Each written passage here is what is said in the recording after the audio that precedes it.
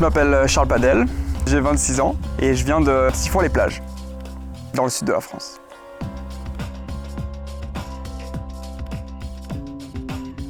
J'ai commencé à rider vers 11 ans. Je ride pour Blend depuis 9 ans. Je me rappelle au tout début, quand j'ai découvert le forum Trotty Rider, avant Facebook, avant Instagram et tout ça, on postait toutes nos vidéos sur ces forums.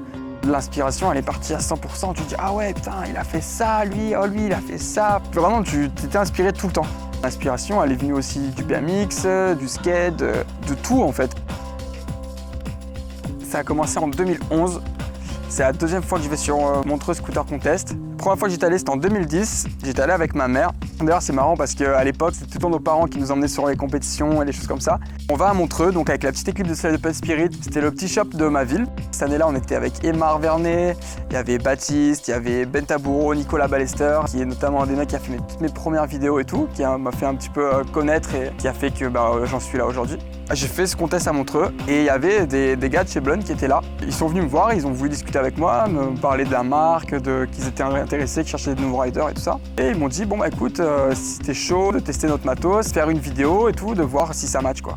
Et avec Nico, du coup, on est parti faire une vidéo. On est filmé dans tous mes parcs locaux du sud de la France.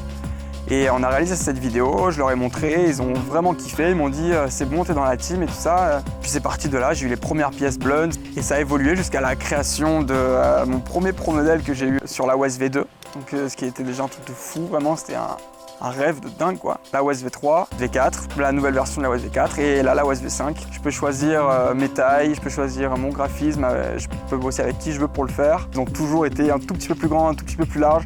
Et maintenant, je commence à atteindre vraiment des tailles qui me correspondent. C'est complètement un aboutissement d'avoir un pro modèle, c'est un truc de dingue. T'es ému quoi, il y a ton nom sur ta trottinette. Trop content qu'il soit disponible dans le monde entier, qu'il y ait plein de monde qui le kiffe et d'avoir des retours positifs, ça fait kiffer quoi.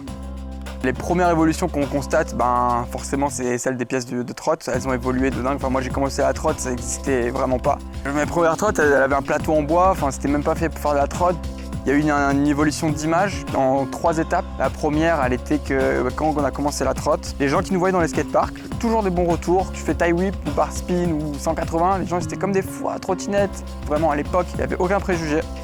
Ensuite, il y a eu vraiment un effet de mode. Beaucoup de jeunes qui se sont mis à se retrouver dans les skateparks avec les trottinettes. Là, il y a eu un effet un peu plus néfaste, notamment les skateurs qui aiment bien critiquer parce que c'est pour eux un truc d'enfant, de gamin. Après tout ce que les riders impliqués dans le milieu, ceux qui ont vraiment fait des parts, qui sont investis, les sponsors, les trips, puis l'évolution du niveau. Les tricks qu'on faisait, les tricks qu'on fait maintenant, ce qui a été inventé, c'est dingue le sport en 10 ans comme il a évolué. L'avenir de la trotte, c'est d'avoir encore des trottes, des standards encore plus gros, des decks plus larges, des decks plus longs, des roues plus grosses. C'est ce que je voudrais vraiment rider dans les années à venir.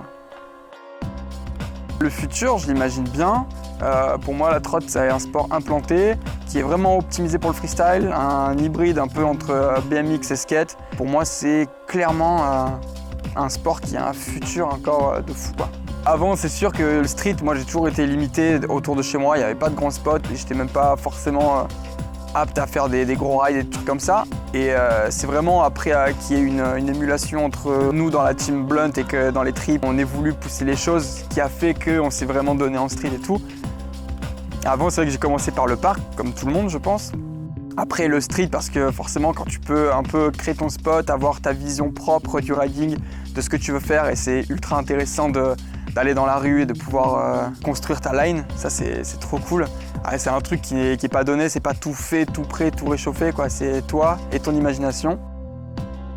Par-dessus tout, en termes de plaisir, j'ai toujours vraiment préféré aller vite, aller haut, faire des transferts, bombarder, sentir bien l'inertie dans les virages, dans les trucs comme ça. Tout ce qui est un peu technique et tout, c'est vraiment pas trop mon truc. Rider que dans des bols, ça m'irait très bien, quoi.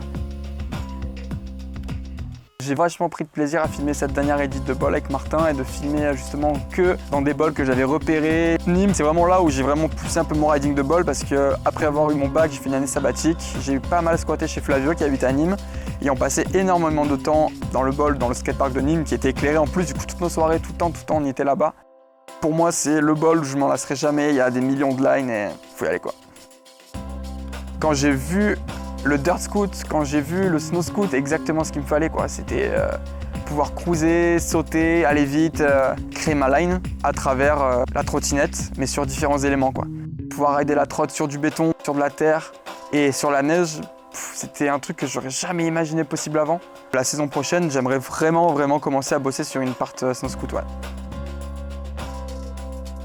D'être rider pro aujourd'hui, ça me permet de vivre de ma passion. Après, c'est pas comme ça que tu peux t'enrichir et c'est pas comme ça que tu peux aussi assurer ton avenir vraiment. On sera jamais des footballeurs, on sera jamais au niveau des riders qui sont sponsorisés par les grandes marques ou des boissons énergisantes. Après, c'est sûr que ça nous permet de vivre notre meilleure vie pour l'instant, mais c'est pas quelque chose qui nous permet d'économiser pour la retraite.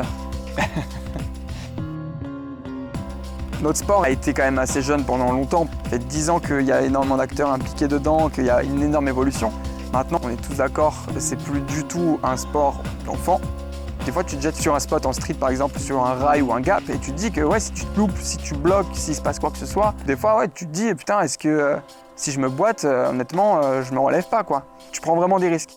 On fait vraiment un sport extrême. On a un sport très esthétique, on fait des vidéos de qualité. On se donne à fond, on fait des tricks chauds et dangereux. Ouais, honnêtement, on a toutes les qualités requises pour que toutes les marques viennent à nous, quoi. Après toutes ces années, il y a énormément de choses qui ont marqué ma carrière. Des trips, des événements, des voyages, des vidéos, beaucoup de street jam, mais aussi beaucoup de compétitions dans des grands skateparks, aux championnats du monde. Ces différents événements, ça m'a vraiment montré. J'étais tellement content en fait de voir que d'autres personnes partageaient ma passion.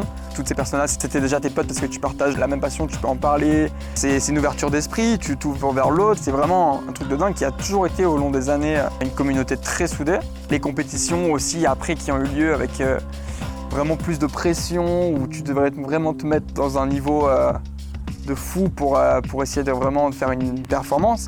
Et puis après, les compétitions en équipe comme la coalition, où là vraiment c'est encore un autre délire, quoi. T'es avec ton équipe, tu dois rendre une vidéo en 10 jours, la meilleure vidéo possible. C'est à chaque fois vraiment des sensations différentes, mais qui sont trop agréables.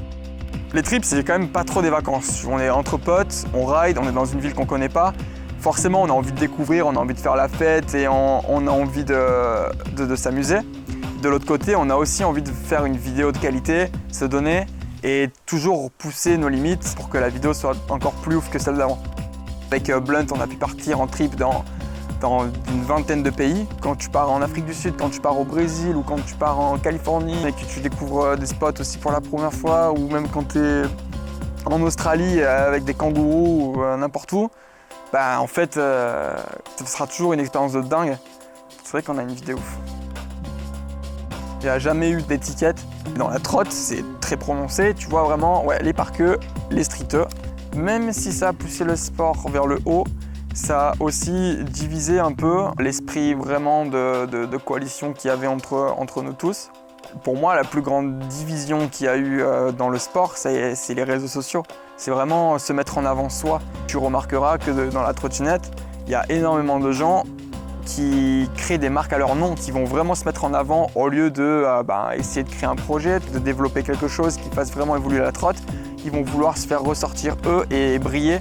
C'est plus vraiment les bandes de potes qui délirent, qui veulent faire un truc et avoir une émulation tous ensemble. C'est dommage qu'il n'y ait pas plus de gens qui s'investissent vraiment dans la trotte. On commence tous à vouloir que le sport se développe encore plus. On est quand même, et j'espère qu'on restera tous une grande famille. La trotte au JO, c'est possible. J'ai un avis positif, un avis négatif. Après, pour moi, ces sports-là, ils n'ont aucune raison d'être fédéral. Il ne devrait pas y avoir de fédération à la base. Si on a commencé à faire des sports extrêmes, c'était pour justement sortir un peu de tout ça, sortir des sentiers battus. J'ai vraiment envie de continuer à rester dans le milieu, à m'investir dans différents projets, dans tout ce qui peut tourner autour de ce milieu que je kiffe et qui a fait partie de plus de la moitié de ma vie maintenant. Pour l'instant, je ride encore, tout va bien, je me suis jamais vraiment blessé, je suis heureux, je suis entouré de bonnes personnes, ça fait vachement plaisir. Je tiens à remercier déjà ma famille qui m'a toujours fait confiance, qui m'a toujours laissé faire ce que je voulais, qui ont toujours cru en ma passion. Blunt, forcément, qui m'a permis de vivre de ma passion, créer des histoires et des souvenirs mémorables, d'avoir les meilleurs teammates possibles. Tout ce que ça m'a permis de voir, de faire et d'accomplir dans la trotte. Dissidence, coup d'état, et puis toutes les personnes impliquées dans le sport. Ça fait vraiment plaisir pour rester soudés et se faire kiffer.